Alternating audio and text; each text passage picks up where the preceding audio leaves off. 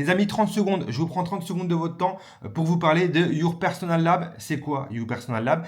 C'est le studio magnifique dans lequel j'ai tourné cet épisode de Fred Pack, figurez-vous. C'est un studio de podcast qui est basé à Lyon et c'est un studio unique en France. Pourquoi? Parce que les équipes qui l'ont développé, ils ont développé un algorithme qui te permet d'avoir une régie en direct. C'est juste incroyable. Concrètement, comment ça se déroule? Il y a plusieurs caméras qui filment en 4K et qui détectent le son de ta voix. Donc, quand c'est moi qui parle, la caméra est sur moi. Et quand c'est sur ton invité, hop, la caméra bascule directement sur ton invité sans que tu n'aies rien à faire. C'est juste magique. Tout ça en alternant des plans serrés, des plans de profil, des plans larges. Bref, une véritable régie professionnelle en direct live pendant que tu t'enregistres. Donc, si tu habites à Lyon et que tu cherches un studio de podcast, écoute, ne cherche plus, va directement chez Your Personal Lab, tu vas kiffer. Bonjour et bienvenue à tous dans Fred Pack, le talk. Je vous rappelle le concept de ce format. À chaque épisode, je reçois des hommes et des femmes qui, au travers de leur métier, font la France d'aujourd'hui. C'est un podcast qui a pour but d'informer, de vous faire découvrir un métier ou tout simplement répondre à des questions sociétales. Pour ce nouvel épisode, je reçois Florent Mercier qui a ouvert maintenant il y a 16 ans une pizzeria avec son meilleur ami, une pizzeria nommée Pizza Così. Et 16 ans plus tard, on compte plus de 70 restaurants en France. On va revenir sur cette aventure avec toi, Florent. Comment tu vas déjà? Première question. Salut, je te remercie. Écoute, ça va. Un bon début de semaine. J'ai passé un bon week-end, un petit peu plus long que les autres parce qu'il y avait le vendredi férié. Donc ça m'a permis de partir avec les amis, la famille aussi, les enfants, à la montagne. Ok, trop bien. On était au bon air, il n'y avait pas grand monde, donc en pleine forme. C'est important pour se ressourcer, pour pouvoir continuer. Il faut passer des petits week-ends. Écoute, pour commencer ce petit podcast, est-ce que je peux te demander de te présenter brièvement ton nom, ton prénom, ton âge et ton activité principale? Alors, Mercier Florent, 36 ans, bientôt 37. Mon activité, c'est de travailler dans l'univers de la food et plus précisément dans les métiers qui tournent autour de la pizza. Okay. On a démarré en lançant Pizza Così en 2010 en périphérie de Saint-Étienne. On voulait allier deux sujets qui étaient importants pour nous, le bon produit que les Italiens faisaient versus le mode de distribution que les Américains étaient en train d'emmener en France, que ce soit le takeaway ou le delivery avec Domino's Pizza qui arrivait. Et on a voulu conjuguer les deux et on a créé Pizza Così qu'on a développé par la suite. Et puis dernièrement, on a créé un groupe qui s'appelle Le Grand Feu, qui vient chapeauter Pizza Così, mais aussi une autre brand qui s'appelle Square Pizza Club. Et là, c'est pas à destination du B2C, c'est vraiment aux destinations du B2B. Donc, c'est des clients qui ont des lieux de vie, qui veulent avoir une très bonne pizza fraîche, rapidement, avec une mise en place rapide. Et donc, on a vraiment ces deux marques qui évoluent. D'un côté, magasin physique, de l'autre côté, produits semi-industriels, mais très qualitatifs, à destination des lieux de vie. Ok, trop bien, trop bien. Bon, il y a plein de choses à développer avec toi. Je crois savoir d'ailleurs, si on commence par le commencement un peu à la base en 2010, comme tu le disais, je crois savoir que c'est à la suite d'un été chez un de tes oncles que tu as découvert, qui tient d'ailleurs une pizzeria, qui tu as eu un peu ce déclic, cet amour de la pizza. Et c'est là concrètement que tu te dis que tu vas te lancer dans l'aventure avec un de tes amis. Est-ce que quand tu te lances, tu avais un cursus dans la restauration? Est-ce que c'était quoi ton bagage professionnel à ce moment-là? Aucun, parce qu'en fait, j'ai connu mon beau-père à l'âge de 12 ans. Mon beau-père était associé avec son oncle, avec son frère, donc qui est mon oncle. Et il avait une pizzeria à Morestel, dans l'Isère. J'ai passé des étés à travailler avec lui. J'ai arrêté le lycée à 17 ans. Donc, je faisais des pizzas avec eux. Et je me suis lancé à 20 ans. Donc, on entend dire qu'en fait, cursus pizza. Cursus pizza, exactement. C'était ça depuis le début, quoi. Une fois que tu as l'idée et que tu as les fonds pour te lancer avec ton ami, est-ce que tu peux nous expliquer un peu concrètement, c'est quoi les étapes pour débuter une histoire comme celle-ci? Comment tu te lances? C'est quoi les premières choses à faire finalement? Première chose à faire déjà, c'est qu'il faut avoir une idée qui est un peu différenciante. La seconde, c'est d'avoir un apport quand même, parce qu'on ne peut pas se lancer dans le business sans apport. Et encore qu'il y a peut-être encore des métiers qui le permettent, mais celui-ci, non. Et après, c'est de se dire, OK, comment, avec cet apport, je peux aller lever un financement? Nous, on avait 20 ans, on a vendu, on a mis toutes nos économies sur la table, on avait à peu près 30 000 euros. Et il fallait lever 60 000 euros pour avoir, avec un budget total de 90 000 euros, monter notre premier établissement. Et donc, on est allé voir des partenaires bancaires et j'ai eu la chance que mon grand-père se porte caution. C'est-à-dire qu'il a dit au banquier, si il n'arrive pas à honorer ses dettes, vous viendrez. J'ai pas eu besoin de lui derrière tout ça, mais ça a rassuré les partenaires banquiers. Et donc, ça a fait qu'on a eu la chance d'avoir notre premier crédit. On avait tout juste 20 ans. Donc, Ouais, c'est clair. sans expérience, Bien sans sûr. rien, tu leur dis, je vais monter une pizzeria à Terre-Noire. Ouais, c'est clair. Oui. Sur le papier, c'est pas la meilleure chose pour débuter, quoi. Exactement. C'est clair. Surtout aussi jeune, c'est vrai que les banques sont souvent frileuses, donc. J'ai envie de dire de plus en plus. Pas sûr que ce qu'on a fait il y a 7 ans, aujourd'hui, on pourrait le refaire. Ouais, c'est ce que j'avais demandé. Ouais, est-ce qu'aujourd'hui, c'est vrai que ça serait peut-être encore plus compliqué, même avec un garant, une caution. Il faudrait avoir beaucoup plus d'apports. Ouais. Plus compliqué. Du coup, vous décidez de monter votre premier établissement, tu le disais, et de le construire. Oui. Plutôt que de louer un local qui était existant. Pourquoi ce choix et c'est quoi les difficultés que vous avez peut-être pu rencontrer en faisant ce choix?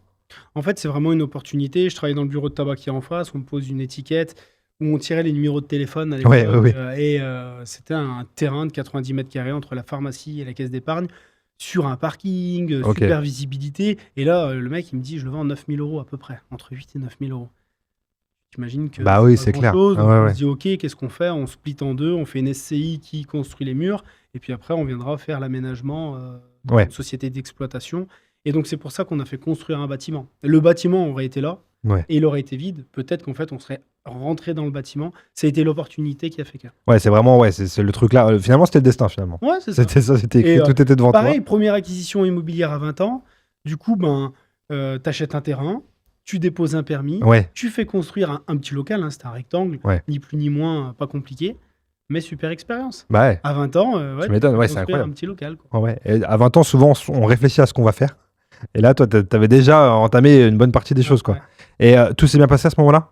Ouais, ça s'est bien passé. Ouais, il n'y a pas eu de soucis. On a fait plein d'erreurs. Ouais. Parce qu'en fait, on avait 20 ans et on n'était pas vraiment bien conseillés, mais voilà, c'était pas des erreurs qui étaient dramatiques au point de te dire, ah non, le bâtiment, il va pas tenir. Oui, ça n'a rien mis en péril. Tout ce qui était en termes de finition et tout, ça serait à refaire aujourd'hui, je ferais différemment. Ok, on est allé chercher du prix pour que le dossier il se concrétise. D'accord, ok. Une fois que tout est prêt, que les murs sont là, est-ce que tu te souviens du tout premier jour d'ouverture? Ah, mais je m'en souviens. Est-ce que tu peux nous dire un peu ton ressenti, comment ça s'est passé à ce moment-là? Premier jour d'ouverture, le service il démarre. Il démarre, c'était à 11h, mais je pense qu'à 8h, j'étais déjà en cuisine et en train de regarder s'il me manquait plus rien, alors que le midi, j'allais peut-être faire que 10 pizzas, tu vois. Parce que vous étiez que deux, donc là, à ce moment-là, vous bossez que tous les deux à la pizzeria? Exactement. D'accord, pas d'employé, rien. C'était les livraisons, voilà. et moi, je faisais les pizzas. Mais on avait l'impression qu'on avait ouvert un truc de fou. Bien sûr, donc on s'était mis une pression de dingue, une vraie préparation. Et puis ça s'est très bien passé. Mais c'est vrai que je me souviens de cette pression de se dire, faut que tout soit bien organisé, bien rangé, bien découpé. Est-ce que c'est bon? On est prêt à tout, les premiers clients. Après, vu qu'en fait, je travaillais dans le bureau de tabac en face, j'avais déjà cette habitude de voir des gens, servir des clients, discuter avec eux. Donc en fait, j'ai eu des gens qui étaient mes clients au bureau de tabac, qui sont venus me voir, ils n'étaient pas vraiment surpris, j'avais l'habitude de les voir.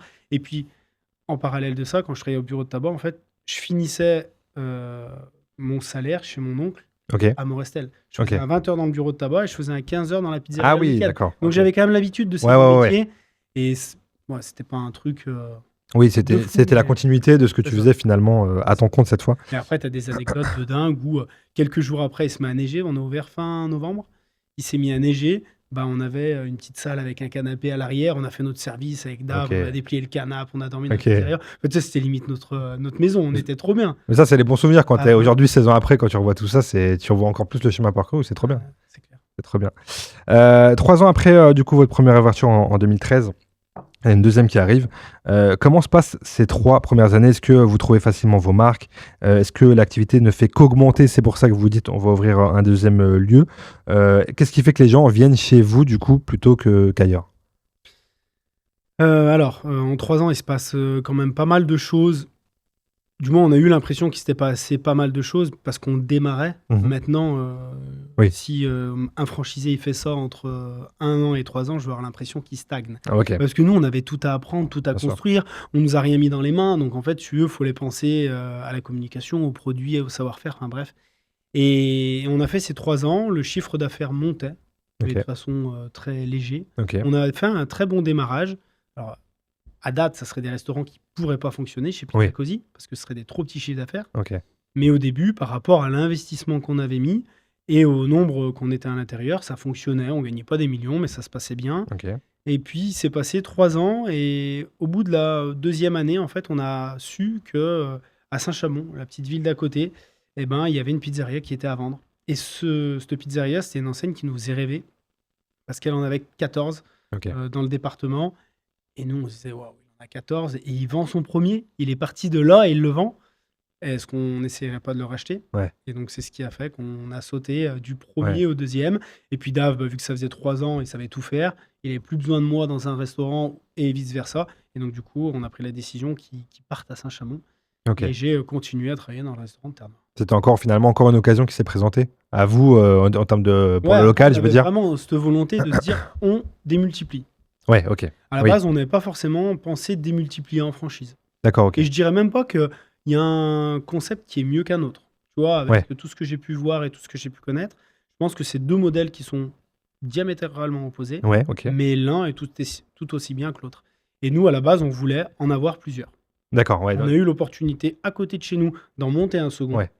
Parfait. Et d'ailleurs, c'est ce qui s'est passé pour le 3e. Pour le 3e aussi, La 5e année, on a monté le 3e de la même manière, en fait. Opportunité, bien placée, on en monte un 3e. Le gérant, le second du premier, qui était mon second, il prend la gérance et je vais à Saint-Prix, j'arrête. Ok, ça se développe comme ça.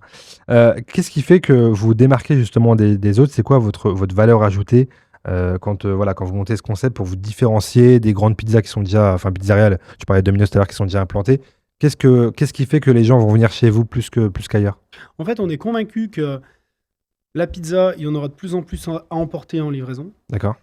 Et on est assez convaincu que toutes les enseignes qui arrivent sur le marché, c'est des enseignes, je ne vais pas dire mass market, mais qui ne sont pas axées sur la qualité. VS, les Italiens, les anciens qui ont des restaurants dans la petite rue à Saint-Étienne où ils font de la très bonne pizza. Mais c'est de la restauration traditionnelle. Oui. Et nous, on a voulu vraiment conjuguer les deux. De se dire, on a une très bonne pizza. Quand je dis très bonne pizza, c'est 0 produit surgelé. Que des produits frais. Que des produits de saison. Que des produits labellisés. Et si chez Pizza Così, tu manges une pizza de saison avec une crème de potimarron, c'est des potimarrons qui vont venir du Pilat. On va mettre du piment d'Espelette AOP et en fait un filet d'huile de tournesol et ça sera la crème qu'on va mettre sur la base. Il va pas avoir de conservateur. On veut juste ça. Au même titre que si on fait une compote, je vais chercher des pommes, je les épluche, je mets un filet de citron, je les fais rôtir au four et c'est ce qu'on va retrouver dans un dessert à base de compote. Et donc on est toujours parti de ce postulat-là, de se dire on veut des produits de saison, des produits frais, des produits labellisés et bien évidemment un bon savoir-faire. Et le savoir-faire, je l'ai développé après parce que tu peux pas tout faire d'un coup. Bien sûr. J'avais gardé le savoir-faire que mon oncle m'avait donné, qui était bien mais qui était sommaire. Et derrière, je suis parti faire plein de formations pour comprendre pourquoi cet empattement, pourquoi cette hydratation, cette cuisson, et essayer de faire évoluer le produit. Finalement, je crois que c'est toi qui parlais de cette expression, c'est le fast good. En gros, ça. c'est ça, faire du fast food, mais en qualitatif et en produits frais. Est-ce que je peux demander juste de te rapprocher du micro pour être sûr qu'on soit bon ? Du coup, pendant ces années-là, donc tu le dis, il y a ce deuxième restaurant aussi qui ouvre. Forcément, vous embauchez à ce moment-là, vous avez des salariés, j'imagine, quand il y a plusieurs restaurants.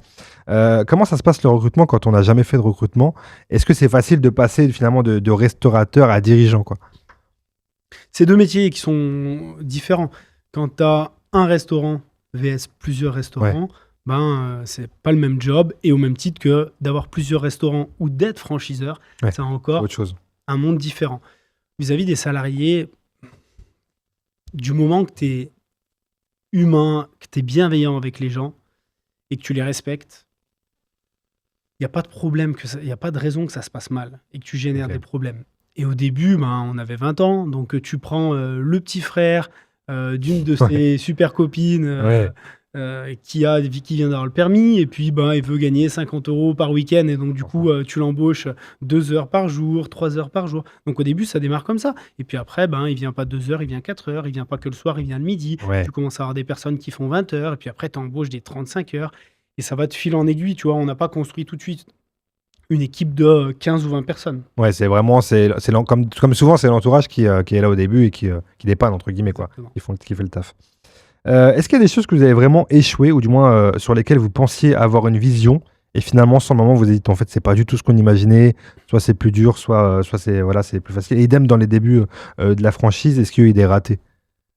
Mais si tu prends toute mon expérience jusqu'à aujourd'hui, Vraiment dans les débuts, on va dire quand vous avez commencé, quand tu vois, au bout de justement du 3e restaurant, tu me disais, ouais. et que vous avez commencé à franchiser, peut-être que vous aviez une vision des choses et que vous avez dit, ah, c'est pas ça finalement, c'est pas ce qu'on s'imaginait, tu vois. Plutôt à cette époque-là qu'aujourd'hui. Ouais, bah alors quand on a commencé à franchiser, le tout premier franchisé, Ouais. on n'avait pas du tout le bon modèle en fait. Ouais, ok. On a eu un modèle où je crois qu'on lui a pas fait payer de droit d'entrée, on lui demandait 500 € de redevance par mois. Ouais. Et en fait, si tu veux, on n'avait pas mis le curseur au bon endroit. Il y avait des trucs, c'était trop. Ok. Il y avait d'autres choses, c'était pas assez. Et du coup, l'équilibre global fonctionnait pas trop. C'est D'accord. pour ça qu'on s'est vite rapproché d'un cabinet qui sont consultants dans le monde de la franchise et qui nous ont vraiment appris à modéliser un concept pour que tu aies un droit d'entrée juste et des redevances justes. En fait, c'est un équilibre qui est assez compliqué à trouver. Ouais, et c'est mieux de s'entourer de gens qui connaissent à ce moment-là quand on est jeune. C'est un nouveau métier, donc en fait, si on ne te l'apprend pas, tu peux pas le deviner. Et en plus de ça, tu peux pas le copier parce que chaque modèle est différent. Ce qui fonctionne chez quelqu'un dans un secteur ne fonctionnera pas de la même manière chez toi. Et j'ai même envie de te dire, ce qui fonctionnait il y a 10 ans fonctionne plus maintenant. Ouais. Donc c'est un modèle où il faut toujours un peu faire bouger, mais un consultant sur ce métier est indispensable. C'est indispensable, ouais. Pour parler un peu, rester sur le côté financier, comment on choisit un bon emplacement? Tu le disais, donc au début, il y a eu des opportunités qui fait que vous avez choisi un peu ces emplacements. Est-ce que par exemple, il y a des villes où c'est moins cher, donc plus favorable à une implantation, ou pas du tout, par exemple? Non. Enfin, bien évidemment que si tu prends du Paris, Oui. Pour nous, c'est très compliqué. On n'est pas un concept parisien, on n'est pas un concept grande ville. Ok. Sauf si on arrive à mailler le territoire. À Lyon, on a tellement maillé le territoire que maintenant on est implanté, on est connu. À Paris, c'est très compliqué. Les locaux coûtent très cher. Ouais. En plus de ça, il y a des superstars dans les pizzas. Donc ça veut dire que quand tu arrives à Paris, il faut que tu puisses, avec beaucoup d'argent, trouver un super emplacement, faire des gros travaux, faire une grosse communication, arriver à te différencier des autres. Et c'est une tâche qui est assez compliquée. À l'inverse, d'aller dans une petite ville de 20-30 000 habitants, bah là, en fait, il y a beaucoup moins de concurrence et c'est pas la même. Et on va trouver un local qui est plus en adéquation avec notre modèle, en fait. Ok. Tu vois, mais si je prends dans la boulangerie, tu as Kaiser qui est que dans les grandes villes et tu as Blacher qui est que dans les petites villes et il n'est pas à Paris. Bah nous, on est un peu comme ça, c'est-à-dire qu'on est plus un modèle de petite moyenne ville. On y arrive bien dans des grandes villes quand on est bien implanté comme à Lyon, mais oui, il y a des endroits comme Paris qui sont un peu plus compliqués. Un peu plus fermé. Ce qui n'est pas plus mal au final, parce que du coup, ça vous fait plus de terrain que être centré à Paris. En fait, vous avez limite la France, entre guillemets, tu vois, parce que exactement. des villes, En plus de ça, je crois, c'est un consultant qui me disait ça, au taux de morosité. C'est-à-dire que tu vas dans une ville qui est certes plus petite, mais l'emplacement coûte moins cher, la communication coûte moins cher, tu as moins de concurrence très qualitative. Et donc, du coup, bah, en fait, tu fais peut-être moins de chiffre d'affaires, mais tu tires ton épingle du jeu en termes de résultats plus facilement. Donc, moi, je crois beaucoup en ces villes de 10, 20, 30 000 habitants. Est-ce qu'il y a des villes qui t'ont surprise, où tu t'es installé, tu t'es dit ça va marcher tranquille, et finalement, ça a été au-delà de tes espérances ou pas forcément? On a eu plein de surprises. On a eu des villes où ça a été au-delà de nos espérances. À l'inverse aussi, on a eu des villes où on pensait faire vraiment des gros scores parce qu'on avait le même emplacement à quelque chose près, autant de passages sur la route, autant de visibilité. Et pourquoi ça fonctionne moins bien? Et puis des fois, on a des restaurants, je pense à 2 filles qui sont dans l'Ouest. J'arrive, je suis convaincu du resto, enfin tu vois, je le valide via Google Maps. Ouais, ok. Je vais le voir, je me dis, là, ça va être un banger. Elles font des premières semaines, pas catastrophiques, mais très faibles en termes de chiffre d'affaires. Et je me dis, je comprends pas. J'en ai ouvert 80 des restos. Comment ça se fait qu'un restaurant comme ça soit pas plus performant? Et en fait, c'est juste le temps. C'est qu'avant, ça pouvait démarrer plus fort que maintenant. Et ben, elles ont rien lâché. C'est des commerçantes qui sont brillantes. Et en fait, elles ont doublé le chiffre d'affaires l'année 2. Et là, limite, elles ont triplé par rapport à l'année 1. Enfin, tu sais, elles font un chiffre d'affaires qui est colossal. Et d'ailleurs, c'est mérité parce que elles y sont pour quelque chose. Dans la franchise, en fait, il faut se dire un truc, c'est qu'on t'amène un savoir-faire. Tu vas gagner via un droit d'entrée et des redevances mensuelles toutes les années que j'ai passées à réfléchir à la com, aux produits, à l'organisation, à la cuisson. Tout ça, c'est packagé. Et donc, quand tu es franchisé, tu as 3 buts ultimes. C'est d'être super sympathique, d'avoir un restaurant extrêmement propre et te servir très rapidement. Parce qu'on reste dans du fast-food. Et si tu as ça, adossé à une franchise qui gère les produits, la com, l'organisation et tout, bah, en fait, si tu veux, ça fait un combo hyper performant. Et elle, bah, pour en reparler, parce qu'on est en train de parler de leur cas, bah, en fait, c'est d'excellentes commerçants. Et donc, du coup, vu qu'elles excellent dans le commerce, bah, du coup, elles cartonnent. Et sur le papier, il n'y avait pas forcément de raison que, du coup, si... Mais limite, tu vois, même maintenant, ça me bluffe qu'elles marchent autant.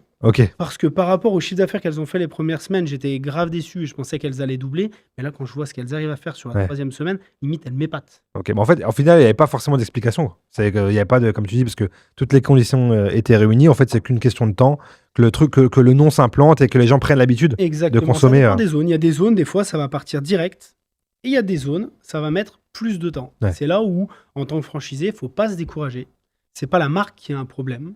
C'est pas le franchisé qui a un problème, et des fois, c'est même pas l'emplacement. C'est qu'il faut du temps, faut faire de la communication, faut jouer son rôle de commerçant, faut que nous, le siège, on essaye d'apporter un maximum de visibilité aussi au restaurant, parce que ça va mettre plus longtemps. Et à l'inverse, il y a déjà des restaurants qui, la première semaine, ils étaient tellement débordés qu'ils ont fait des services un peu cata.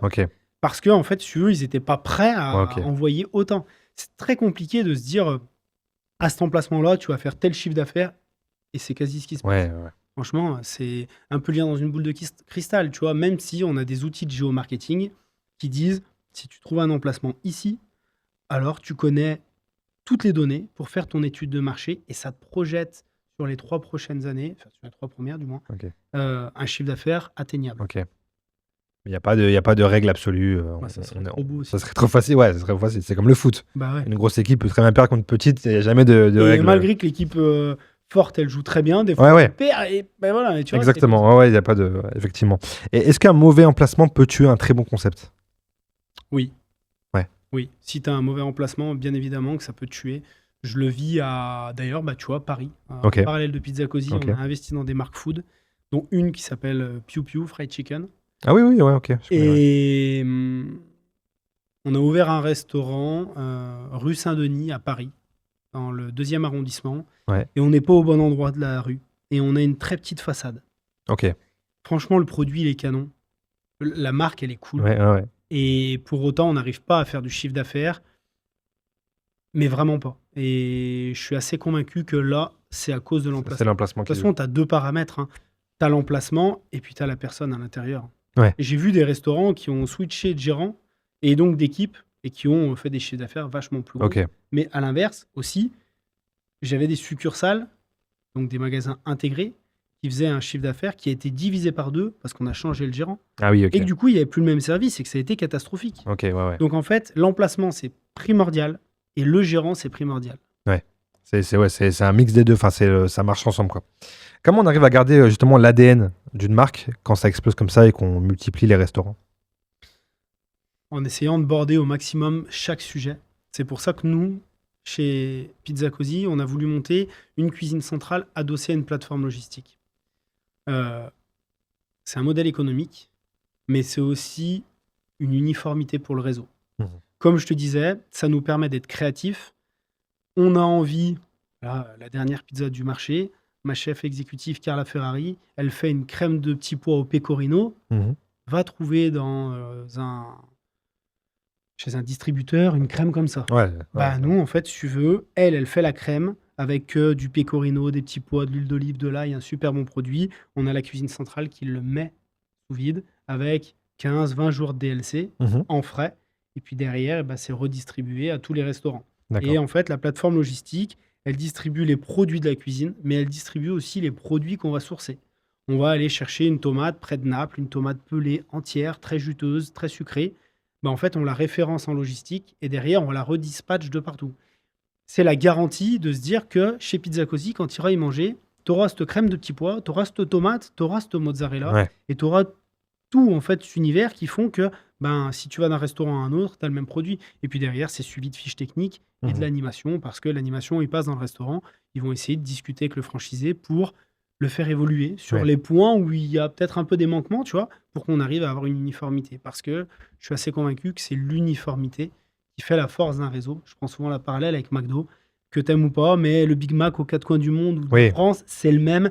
Et ceux qui l'aiment, ils sont jamais déçus. Ouais, c'est un repère pour les gens. C'est ça. Et je pense qu'il y a plein de franchisés McDo qui se sont dit « Ah ouais, moi, je pourrais trouver la sauce 40 centimes moins chère. Ouais, c'est pas tout à fait la même. Oui, mais j'ai regardé. Ah ouais, mais la salade, je pourrais prendre celle-ci. Ah ouais, ben oui, c'est vrai qu'en fait, si tu pars de ce principe-là, tu peux tout trouver moins cher, différent et tout. Et en fait, après, tu n'as plus le même produit. Oui, c'est clair. Et je pense que... C'est un très gros risque. Bah, c'est ce qui fait qu'une enseigne, après, elle est plus vraiment compris.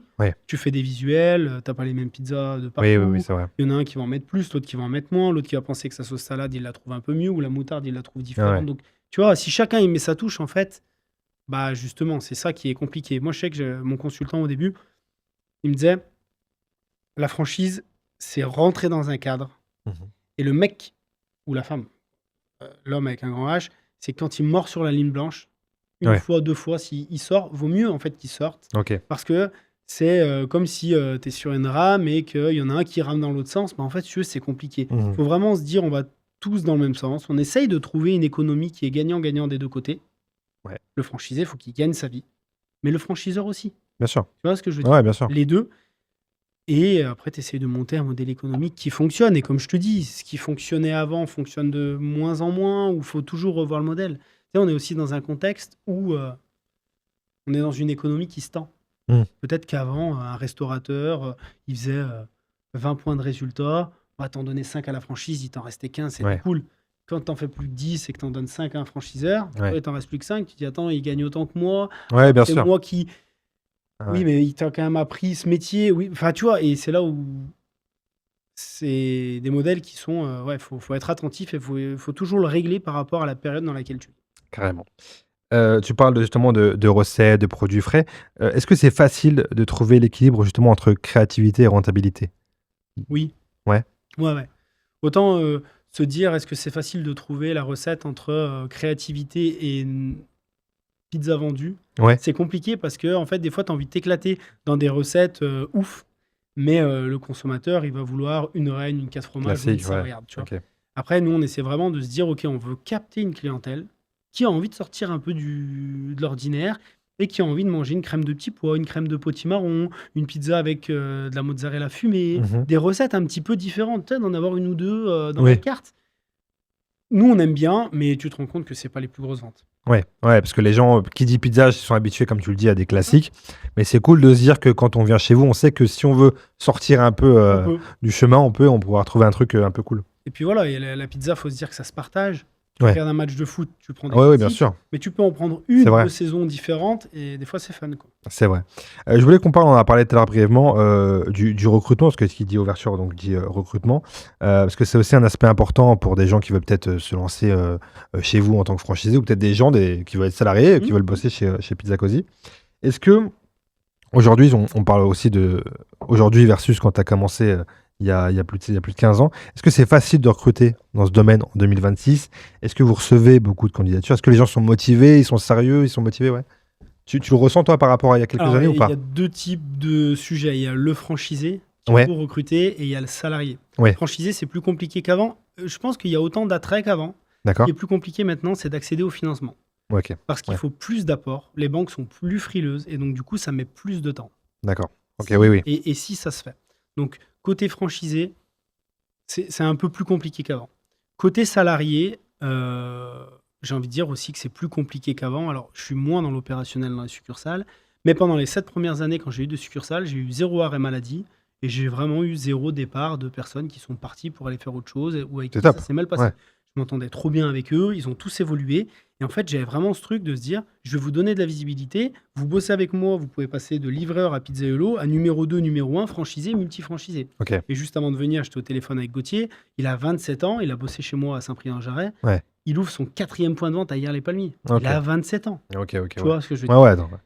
Mais maintenant, par contre, en succursale, donc dans mes restaurants, j'ai l'impression que j'ai moins de profils qui seraient prêts à me dire, Flo, si je suis bon surtout, tu me fais progresser, évoluer, numéro 2, gérant franchisé. Moi, en fait, je cherche que des profils comme ça.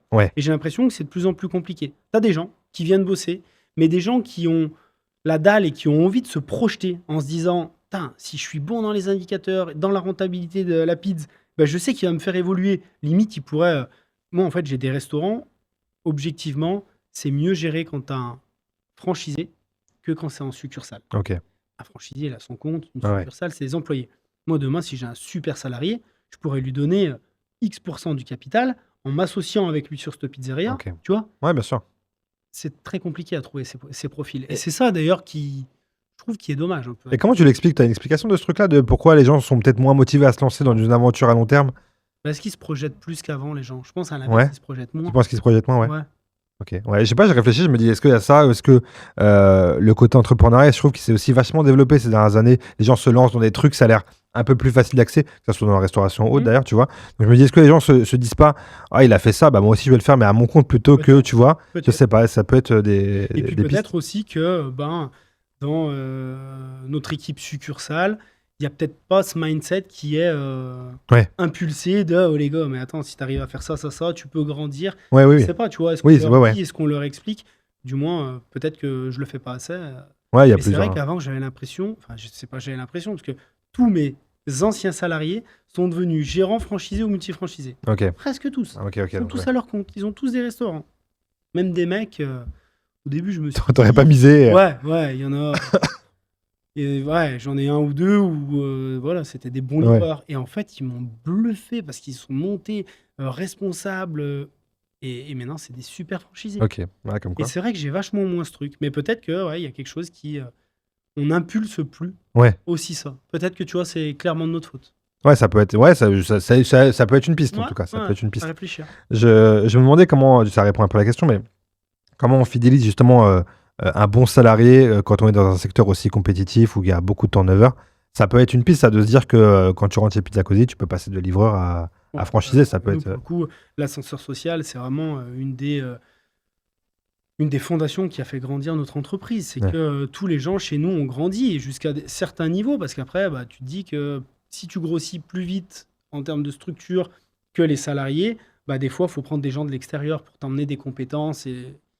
Mais on a essayé de faire évoluer toutes les personnes. Et toutes les personnes qui ont le goût, qui ont la dalle, et qui, franchement, on l'a fait. Et c'est quoi les différents métiers justement qui sont présents quand tu veux rentrer dans un restaurant? Je parle en tant que salarié cette fois. Tu peux Après, rentrer nous, en tant c'est que vraiment quoi? des employés polyvalents qu'on a. Ok. Donc, tu peux faire de la livraison, de l'accueil, ou alors après tout ce qui est préparation Ouais. pour faire les C'est pizzas. vraiment de la polyvalence. Mais on a des livreurs qui passent pizzaiolo, on a Ok. des pizzaiolo qui passent à l'accueil. C'est des métiers qui sont assez polyvalents. Ok. Et généralement, ça reste quand même des salariés assez jeunes, j'imagine, en moyenne, ou ouais, ça reste encore des étudiants. Ok. Est-ce que c'est facile de gérer les conflits humains dans ta position, toi, que ce soit avec les franchisés? Est-ce que tu as déjà eu des galères d'incompréhension, ce genre de choses? Ça t'est déjà arrivé ou pas forcément? Les plus grosses galères que j'ai connues, c'est quand je dois me séparer des salariés alors que j'ai pas forcément envie. Ok. Mais c'est obligatoire parce qu'on est dans une période compliquée pour la boîte. Ouais. Et tu surstaffes à un moment donné parce que tu es dans une grosse phase d'accélération. Et puis, je prends l'exemple, guerre en Ukraine. Ouais. Au lieu d'en ouvrir 18 comme les années précédentes, j'avais fait 12, 15, 18. Voilà, t'en ouvres que 8. Bon, en fait, moi, j'ai prévu de faire beaucoup d'ouvertures. J'en fais que 8. Et puis, en fait, je fais des fermetures parce que fin de contrat et j'ai plus trop envie d'avancer avec le franchisé. Ou alors, fermeture parce que le magasin n'est pas rentable et le franchisé, il ferme. Et donc, moi, j'avais anticipé, en fait, du monde au siège pour accompagner la croissance. Et là, tu n'as plus de croissance. Et donc, en fait, tu as un siège qui coûte beaucoup trop d'argent à la structure et il faut que tu te sépares. Et ça, c'est hyper compliqué parce que je suis, je pense, très humain et très attaché à l'humain. Et quand tu dois te séparer des gens avec qui tu passes des bons moments au travail, qui t'amènent beaucoup de choses, franchement, c'est compliqué. C'est jamais évident. Et après, de toute façon, tu te dis, vaut mieux en faire partir 5 que 65. Et tous les gens qui ont posé des ronds sur la table pour monter un Pizza Cosy parce qu'ils croient en la marque, ils croient en moi, pour eux, je suis obligé de le faire. Et donc, je dois me séparer de ces personnes. Mais ça, c'est très, très compliqué. C'est la partie compliquée du taf. Florent, je voulais te proposer de te faire des petites questions en vrac. C'est des questions un petit peu plus légères, au calme, tranquillement. Tu me réponds, voilà, ce qui te passe par la tête. Si Pizza Cosy était une célébrité, ça serait qui? Dans le sport, dans l'acting, dans ce que tu veux. Comment tu pourrais la définir? C'est pas évident. Ouais. Pas évident. Parce que des célébrités...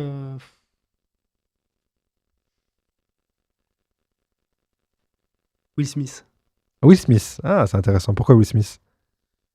Parce que c'est un personnage que j'ai toujours bien aimé, qui arrive à s'adapter, qui, malgré les années, est toujours aussi performant, agréable à regarder. Et ouais, c'est... Intemporel un peu. Ouais, c'est ça, exactement. Ok. Qui met des bonnes petites claques de temps en temps pour exactement. remettre les idées en place. C'est quoi ta pizza préférée, celle que tu maîtrises le plus, toi, en tant que chef cuistot? Ma pizza préférée, c'est la margarita, parce que si elle est bien réalisée, tu te rends compte que tu n'as pas besoin d'autres ingrédients pour sublimer une pizza. Mais encore faut-il avoir un super socle, donc une très bonne farine et un très bon empattement, une belle tomate, une bonne mozzarella et un petit filet d'huile d'olive vierge extra. Mais si tu as ces bons ingrédients, la pizza, en fait, en termes de goût, elle est dingue. Et je trouve que c'est pas assez valorisé et connu en France. Et on veut toujours prendre une pizza avec plein de trucs dessus, parce qu'en fait, les ingrédients qu'on a en base, ils sont des fois pas top. Ouais. Mais si tu as les super ingrédients, moi, c'est en allant à Naples que j'ai collé quand j'ai vu ça. Je me dis, mais en fait, elle est meilleure que toutes les autres pizzas. Ouais. Moi, je suis d'accord avec toi. Moi, c'est ma pizza préférée, clairement. Clairement, c'est... Et je me dis, si celle-là, elle est bonne, normalement, les restes, c'est bon, quoi. Tu vois, c'est une valeur... Est-ce que pour ou contre la pizza ananas? Moi, je suis pour. Je suis assez en phase avec tout type de pizza. Je pense qu'on peut tout mettre sur une pizza du moment que c'est bien fait, bien cuisiné. Après, les Américains, ils kiffent avec l'ananas et les Italiens disent que non. Mais les Italiens mettent des frites sur les pizzas aussi, tu vois. Donc, ça fait polémique et c'est drôle, mais il n'y a pas de pas trop. Ok. Est-ce qu'il t'arrive des fois quand tu es en vacances ou quand tu vas... Déjà, est-ce qu'il t'arrive de manger dans des pizzerias autres? Tout le temps. Tout le temps.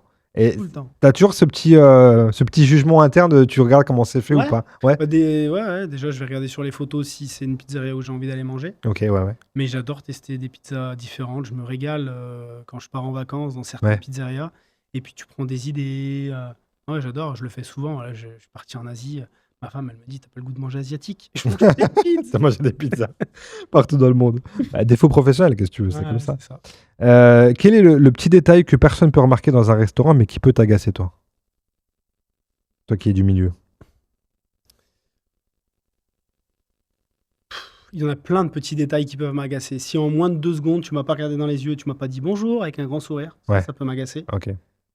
Si je suis assis en attendant ma pizza, que je regarde dans un angle et que c'est pas net de chez net, ça peut m'agacer. Ok. Des petits détails qui font que être commerçant, c'est pas très compliqué, mais il faut avoir les bons B.A.-ba. Et la sympathie, la rapidité, la propreté, c'est des trucs qui sont tellement importants. Des fois, en fait, il y en a qui vont les sous-estimer parce qu'il y a une enseigne ou parce qu'on est dans la pizza ou machin. Mais non, en fait, je pense que c'est ça qui fait la réussite des commerçants. Ouais, c'est la base. C'est normalement la base, effectivement. Normalement la base. Est-ce qu'il t'arrive de manger des pizzas surgelées? Très rarement, mais encore, tu vois, il y a eu un Instagrammeur ou un influenceur là, qui avait fait une collab il y a 2 ans. Je les avais goûtés. Il y a aussi une marque. Nous, on va sûrement arriver en GMS avec la marque qu'on a fait en B2B. Enfin, on a eu des rapprochements et ça devrait se signer là dans pas longtemps pour 2027. Et donc, je suis allé tester plein de pizzas en GMS, mais c'est bon. Ouais, il y en a des cools, il y en a qui font... ça reste accessible. Ça vaudra jamais une pizza dans un restaurant, mais... Tu sais, il y a plein de pizzas du moment que c'est bien cuit, chaud, c'est bon. Après, il y en a qui sont plus ou moins bonnes, mais c'est rare quand je me suis dit « Ah, je peux pas la manger ». Des fois, il y en a qui me disent ça, il faut pas abuser. Ouais, bah tu sais quoi, je suis d'accord avec toi. Il y a souvent ce débat avec des potes de c'est quoi ton fast-food préféré? Kebab, burger, pizza. Moi, je dis toujours pizza. Parce que t'es rarement déçu normalement. T'as toujours une base, quoi. Tu vois, si tu prends un burger, il peut ne pas être bon, la viande ne pas être bonne. Un kebab, c'est encore pire si la viande n'est pas bonne et tout, tu vois. Ça peut être dangereux même, tu vois. Mais une pizza, normalement. Moins de risque. Ouais, tu prends une margarita, normalement, bon, ça peut ne pas être la meilleure de ta vie, mais normalement, ça devrait aller, quoi. Entre une pâte ratée et un mauvais recrutement, qu'est-ce qui fait le plus de dégâts? Bah, mauvais recrutement. Ouais. Si t'as un bon recrutement, t'as raté ta pâte, déjà, c'est une journée. Et puis, tu sais, demain, si j'ai un peu loupé ma pâte, mais que je suis hyper sympa avec toi, tu vas potentiellement revenir. C'est vrai. Par contre, si je t'envoie une bonne pizza, mais que je suis super con, tu reviendras pas. Et c'est ça qui est terrible. C'est que je leur dis souvent, l'enseigne, elle essaye de faire un super produit. Mais en fait, c'est pas ce qui va faire les ventes. Si en face, t'as un bébête, ça marchera pas. Par contre, si t'as le combiné des deux, bah là, c'est un banger. C'est vrai. T'as raison. Ça reste du commerce. Ça reste la relation clientèle avec les gens. Ce que je dis, c'est reste les BA. Est-ce que tu as déjà eu une demande un peu bizarre, improbable ou absurde de la part d'un client qui t'a demandé un truc bizarre Ouais, au début, on faisait des fruits de mer. Il y a un mec qui nous avait demandé de mélanger mais plein de trucs, dont des fruits de mer et des merguez. Enfin, tu vois, Ah ouais? un montage. Des fois, tu regardes les suppléments, tu te dis, mais c'est sûr qu'il s'est pas trompé? Non, non. Ok. Ah ouais.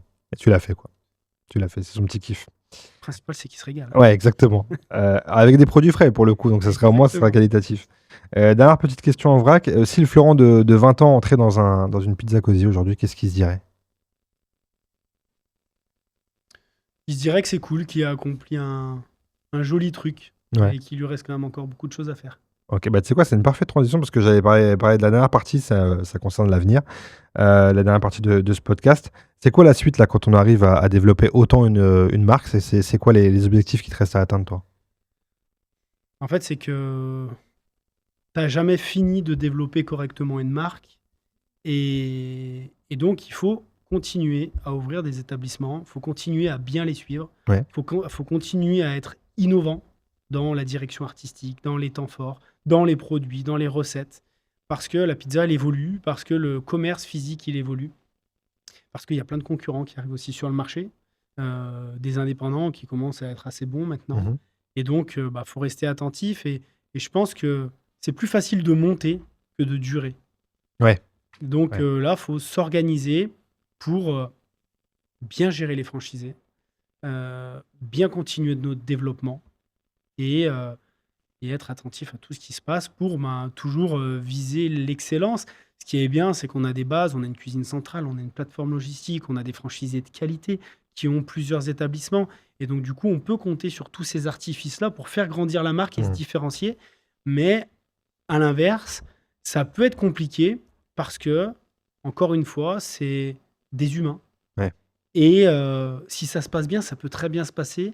Mais si ça grippe un peu, en fait, tu peux voir des personnes accélérer vachement plus vite que toi. Et, et donc, ouais, faut surtout jamais se dire qu'il y a quelque chose d'acquis. Ouais. Il n'y a rien d'acquis. Pizza Cosy s'agrandit. Puis moi, en plus de ça, j'ai pas atteint T'es pas arrivé là où tu veux mon arriver. goal ou mon Ouais. rêve. Tu vois, ce que Ok. je veux dire, c'est que on n'a pas encore excellé. Ok. Plus le temps passe, meilleur on est. Mais il faut continuer encore ensemble à serrer les coudes pour être meilleur demain. Et je pense qu'on pourra le dire dans quelques années, mais l'histoire, elle est pas finie. Ça serait quoi ton goal quand tu dis exceller? Ça serait quoi du coup le niveau où tu te dis là, je suis arrivé là où je veux arriver? Avoir une notoriété où, en fait, quand on pose la question à un passant, on dit quelle est ta pizzeria préférée? Le mec, il dit Ok. Pizza Cosy. Ok. Parce qu'il y en a beaucoup plus sur le territoire, parce qu'on a plus de notoriété via de la publicité, peut-être à la télé ou autre. Et puis parce que, en fait, si tu veux, on arrive à avoir un modèle encore économique plus performant. Et donc, les franchisés s'épanouissent plus parce que, tu sais, c'est un cercle vertueux. Plus tu as de restaurants, plus tu as une économie qui est performante en Bien termes sûr. de chiffre d'affaires, en termes de rentabilité, en termes de tout. C'est pour ça que je dis que ce qu'on a fait, c'est bien, mais il faut encore qu'on en fasse. Ouais. beaucoup. L'ambition, elle est encore là de se développer encore plus grand. Ah ouais, carrément. Encore plus grand. Est-ce que toi, tu as des objectifs d'investir dans autre chose à l'avenir qui n'a rien à voir avec la restauration? Est-ce qu'il y a d'autres domaines qui t'intéressent? Il y a plein de domaines qui m'intéressent. Il y a un domaine que j'ai démarré en même temps que la PID, c'est l'immobilier. Ouais, ok. Parce que j'ai monté mon premier local commercial à Terre-Noire. Ok, ok. Et puis du coup, il y avait un deuxième morceau de terrain, donc j'ai fait construire un deuxième emplacement. Ah oui, ok. Et puis des petits apparts à droite à gauche. Et puis des franchisés qui ne peuvent pas acheter les murs, donc on a acheté les locaux à leur place. Et puis les bâtiments de nos bureaux, Ouais. ou de notre plateforme logistique, ou de notre cuisine centrale. Donc l'immobilier, c'est quelque chose qui nous passionne, de toute façon, que ce soit David, mon associé, ou moi. Et donc, on développe de l'immobilier. On a la chance, à Saint-Étienne, d'être dans une ville où Ça reste le attractif prix de encore. l'immobilier est attractif Ouais. et tu as une très belle rentabilité entre l'achat et la location. Et donc, ça, c'est vraiment un kiff business en parallèle qu'on a toujours développé. Et puis, en plus de ça, je dis toujours que ça peut servir parce que, tu sais, dans une entreprise, tu as des hauts, tu as des bas. Mhm. Demain, s'il faut vendre un bien, deux biens, trois biens pour réinjecter dans C'est l'entreprise vrai. parce que tu es dans le creux de la vague, eh ben, Ça reste tu une l'as, valeur tu l'as sûre. fait, Ah ouais. et voilà. Donc ça, c'est cool. Il y a Pizza Cosy qui fait partie du groupe Le Grand Feu, où Le Grand Feu veut être demain l'acteur qui vend le plus de pizzas en France, donc avec Square Pizza Club en B2B. Ouais. Il y a pas mal de Pas mal de choses, pas mal d'objectifs. Ok. Il y a déjà eu des grosses embrouilles avec David? Des gros mésententes sur des sujets ou pas? Mais jamais même une petite. C'est vrai? Ouais. Trop bien. C'est rare. Ouais. C'est un ami d'enfance. Ouais, c'est ça. On s'est rencontrés en classe en 6e. Il est parti faire son CAP électricité. Je suis parti au lycée. Et puis, on s'est rejoints vers 17 ans, 18 ans. On s'est mis un autre compte à 20 ans. Et puis, ouais, non. C'est fou. C'est beau. Nos enfants qui ont le même âge. Ouais. Tu vois. C'est une belle histoire, ça. Ouais, autant pro que privé, finalement. Exact. C'est quoi le retour de l'entourage, justement? On parle de ça, de la famille, de voir depuis 2010 jusqu'à maintenant, il y a une fierté, ils sont courage. Il y a des gens de la famille, peut-être que tu as pris dans l'aventure ou pas, ou non, pas forcément? Clairement, mon petit frère Vincent, qui a ouvert un premier restaurant à Salon de Provence, un deuxième à Marseille, un troisième à Avignon, un quatrième à Hyères-les-Palmiers. Il est associé avec Gauthier, un livreur qui était avec lui. Il s'est fait super pote et ils sont partis dans le sud. Donc, j'ai mon grand frère Romain aussi qui avait monté 2 Pizza Cosy sur l'île de la Réunion. Ah, je suis de la Réunion. Ok. C'est vrai? Ouais. Ok, trop bien. Il habitait au-dessus de l'aéroport à Sainte-Marie. Ok, d'accord. Il a ouvert un restaurant au Chaudron, le premier, Ouais, ok. à côté, dans Saint-Denis. Ouais, ok. Donc là, je me suis dit, quand je suis arrivé là-bas, je me suis dit, mais pourquoi on a ouvert ici? Au final, c'était un magasin qui frôlait le top 4 du Ah oui, réseau. ok. Pourtant, il était en sous-bassement, mais tu vois, on arrive dans une ville où il n'y a pas grand-chose. Ouais. Tu fais des bonnes pizzas et tout, top. Et après, il en a monté un à Carré-Curial. Ok. Et là, ça a été descente aux enfers parce que ça n'a pas fait de chiffre. Alors que pourtant, tu te dis, super spot en plein centre de Saint-Denis, c'est vrai. hyper cher, 2 fois moins de chiffres et ça lui a fait le premier. Ok. Mais ouais, donc les frères dans l'aventure. Dans l'aventure Pizza Cosy, ouais. Trop bien. Et puis la famille qui me regarde et qui me dit c'est bien. Après, c'est un boulot qui est ultra prenant. Ouais, j'imagine. Tu vois, quand j'étais commerçant et que j'avais mes 4 pizzerias, le matin, tu vas à 10h, 11h. Le soir, certes, tu rentres tard et tu travailles en décalé par rapport aux gens, mais tu as tes après-midi. Là, tu vois, je pars très tôt le matin, je rentre très tard le soir. Le week-end, j'ai le cerveau. Si j'ai un franchisé qui va pas bien, qui est pas content, ou un de mes équipes et tout, je pense que ma famille est des fois un peu saoulée parce que tu vois, je suis trop dans ma bulle et des fois, je pense qu'ils aimeraient que j'en sorte un peu. T'es jamais libre à 100% dans ta tête, en fait. Même pendant les week-ends et les vacances, tu te dis, c'est jamais, il peut y avoir un problème. Je suis tellement amoureux et passionné de ce projet qu'en fait, je veux que tout se passe bien. Et fondamentalement, c'est très compliqué, même si tu veux que tout se passe bien. Il y a plein de paramètres qui font que tout ne se passe pas bien, ou du moins, des choses ne se passent pas bien. Et donc, ça travaille, il faut réussir à prendre du recul, tu vois, de couper son téléphone ou de se dire, c'est pas grave, c'est un fait. Et puis, mais moi, c'est des choses qui me... Tu vois, j'ai passé un week-end... Tu vois, je pars à la montagne pour passer un super week-end, mais au final, en fait, mon cerveau, il est ailleurs. Je pense que ça commence à déranger un peu ma famille. Ouais, je peux comprendre. C'est le cerveau des passionnés. C'est difficile à débrancher. Ou à mettre sur pause, c'est assez compliqué. Est-ce que il y a des gens que tu as perdus, justement, quand on a une réussite comme ça? Est-ce qu'il y a des gens de ton entourage qui disent que tu as changé? Tu vois, ça peut être des facteurs, ça aussi. Non, pas trop. Ça t'est pas arrivé? Vraiment, mon entourage pur et dur, pas trop. Après, tu as toujours des gens de l'entourage... qui te tapent dans le dos, qui sont gentils avec toi, mais tu sais que derrière, ils te découpent. Ok. Des gens qui sont jaloux, mais malgré eux. Tu vois, ils n'ont vraiment pas envie d'être comme ça, mais ils le sont. Ils vont être malveillants et tout. Et j'en ai dans mon entourage qui sont comme ça. Va chercher pourquoi. C'est la nature humaine, ça. Ouais, c'est ça. Mais est-ce que j'en sais rien. Est-ce que c'est la réussite ou est-ce que c'est la différence de réussite ou la réussite qu'ils pensent que j'ai? Oui, il y a ça aussi. Pas vraiment les gens projettent aussi des fois. Les gens, ils se disent, lui, il a 75 restos, alors du coup, il est comme ça. Pas forcément. Peut-être que j'ai toujours tout mis jusqu'à présent et que j'ai pas de bien sûr. toi. Bien sûr. Tu vois. Et après, c'est comme ça. Faut que ça passe au-dessus de la tête. Si tu devais tout recommencer demain à zéro, c'est quoi les principales, peut-être pas la chose, mais les principales choses que tu ferais différemment? Il y en a beaucoup à ce point-là. Parce que c'est pas mal le parcours quand même aujourd'hui. C'est assez compliqué. J'ai pas mal de... Je me pose beaucoup de questions. Tu sais, il y en a des fois, ils disent c'est la crise de la quarantaine. J'ai encore 40 ans, tu vois, j'en ai 36. Mais des fois, c'est souvent que je me dis, et si ça serait à refaire, qu'est-ce que je ferais? Et puis, comment j'ai envie d'aborder les 5, 10, 15 années à venir? Tu sais, ce que je disais, c'est que je sais pas pourquoi j'ai un besoin de réussir un truc dans ma vie, d'exceller. Et c'est compliqué, en fait, avec une franchise d'exceller. Je trouve. Parce qu'en fait, tu dépends pas que de toi. Tu dépends d'un écosystème. Et demain, j'ai des potes à moi qui ont lancé des marques dans le Smash Burger ou dans le matcha. S'ils ont envie de mettre 10% dans la com, une année, ils le font. L'année prochaine, ils ont envie de mettre 0, ils mettent 0. Moi, en fait, je suis assez réglementé. C'est-à-dire que je fais grandir ma marque à travers un contrat qui est avec un franchisé. Et donc, tout ça, en fait que tu es un peu moins libre. Et donc, du coup, je pense que tu peux moins aller exceller et chercher vraiment la perfection, ou du moins celle que j'entends. Oui, celle que tu ambitionnes. Ouais. C'est ça. Donc, je sais pas, peut-être que ce serait à refaire. Je sais pas, je lancerais en parallèle une marque où on aurait peut-être beaucoup moins. Mais par contre, elle serait peut-être un peu différente. Ça reste encore faisable finalement, ça. Mais c'est, je pense, un projet que j'ai dans la tête. Me dire, est-ce que demain, je me consacrerai pas à un projet en parallèle où je suis titulaire à 100% du projet et je le développe comme je veux. Pour assouvir justement et arriver à ce truc-là de perfection à titre perso, comme ça tu peux jongler sur les deux trucs, quoi, finalement. Si tu devais donner un conseil à des gens qui veulent entreprendre aujourd'hui, ça serait quoi? Le conseil que je dis souvent, c'est ayez pas d'ego et entourez-vous de gens meilleurs que vous. Je pense que ça, c'est une des clés de la réussite. C'est quand tu penses tout connaître, tout savoir, j'en vois au quotidien, et quand tu les écoutes, ils pensent tout savoir et ils pensent tout connaître. Je suis pas vraiment convaincu. Des fois, c'est bien de se dire, OK, dans ce domaine d'activité, c'est peut-être pas moi le meilleur, alors du coup, je vais m'entourer.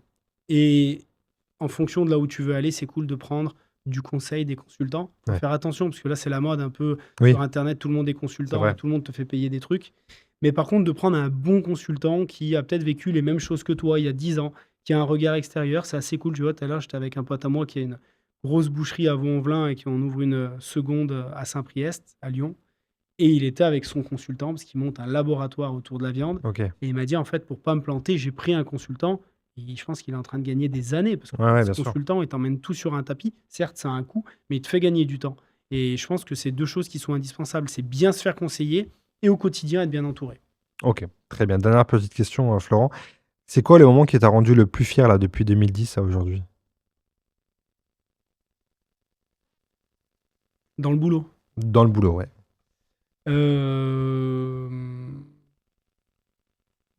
C'est de passer les 15 ans de la marque. Ça m'a rendu vraiment fier parce que quand tu célèbres un anniversaire, 15 ans, tu sais tout ce qui s'est passé. Il y a des gens qui sont venus, des gens qui sont repartis, des gens que tu es content qu'ils soient partis, des gens que tu n'aurais pas aimé voir partir. Tout ça. Et en fait, tu sais, tu te dis, c'est vrai que des fois, quand je suis dans le dur, c'est compliqué. Et puis après, quand je prends un peu de hauteur, c'est quand même cool. Certes, tout n'est pas parfait et on travaille tous les jours pour se perfectionner. Mais c'est quand même cool. On a emmené du monde. On a 800 personnes qui travaillent dans le groupe en total. Donc, ça veut dire que tu nourris des gens, des familles. Tu fais vivre des projets parce que les franchisés, ils croient en toi. Et pour la majorité, ça fonctionne. Et ça monte 1, voire 2, voire 3. Donc, en fait, tu écris une histoire, quoi. Et l'histoire, quand elle a 15 ans, tu te dis que c'est pas une start-up que tu as montée un an après, tu l'as crashée. C'est clair. C'est que tu as réussi à passer des années. Et je suis convaincu que si on reste focus et bien main dans la main avec tous nos partenaires, on peut continuer à écrire des belles histoires sur les prochaines années. Donc ça, c'était un vrai moment de fierté. Et l'idée que ça serait que Pizza Così, ça reste, même quand toi tu partirais à la retraite, limite, ça serait vraiment d'instaurer cette marque-là à long terme, quoi. Après, tu vois, j'ai pris un directeur général, Jérémy, qui fait très bien le boulot, tu vois, avec beaucoup plus d'expérience que moi. Et en fait, je suis assez convaincu qu'il peut continuer à faire perdurer la marque pendant plein d'années si les franchisés lui font confiance. Et encore une fois, qu'ils bossent main dans la main. Parce que ça va de pair. C'est que si à un moment donné, il y a un détachement, la marque, elle ira au clash, tu vois. Mais si tout le monde arrive à travailler main dans la main, je suis assez convaincu qu'elle peut encore durer des années, voir des belles ouvertures, voir des belles success stories. Là, tu vois, on a carrément des enfants. Je suis allé faire une ouverture à La Roche-sur-Yon, des franchisés que j'adore, qui ouvrent leur 3e point de vente. Leur fille, elle me prend en mode vas-y, je vais te montrer si j'étale pas plus vite que toi. Et tu vois, donc tu vois des enfants qui rentrent dans l'équation, c'est magnifique. Et je suis assez convaincu que si on est intelligent, ça peut durer et on peut vraiment s'installer en tant que marque leader du marché.